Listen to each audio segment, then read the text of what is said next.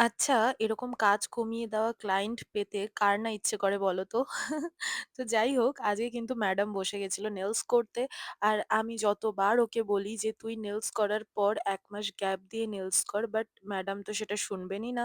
ওনার nails ওঠার পর ওনার ১ সপ্তাহের মধ্যে আবার ওনার নতুন নেইলস চাই।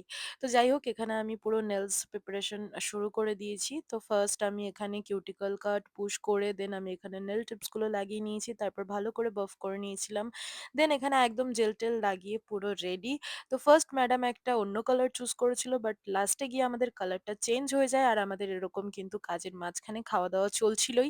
তো যেটা হয় আরকি ফ্রেন্ডসরা মিলে এক জায়গায় বসে কাজ করতে কিন্তু বেশ ভালোই লাগে। অনেক গসিপ হয়, অনেক রকমের অনেক কথা হয়, অনেক আড্ডা হয়, খাওয়া-দাওয়া হয় আর সবকিছু করতে কিন্তু আমার অলমোস্ট কাজটা কমপ্লিট হয়েই গেছে। এখানে আমি কিউটিকল অয়েল দিচ্ছিলাম। তো যাই হোক নেলসটা কেমন হয়েছে তোমরা কিন্তু অবশ্যই দেখে জানিও। আমার তো বেশ ভালো লেগেছে আর আমার ক্লায়েন্টেরও বেশ ভালো লেগেছিল। চলো দেখা হচ্ছে নেক্সট ভিডিওতে। বাই।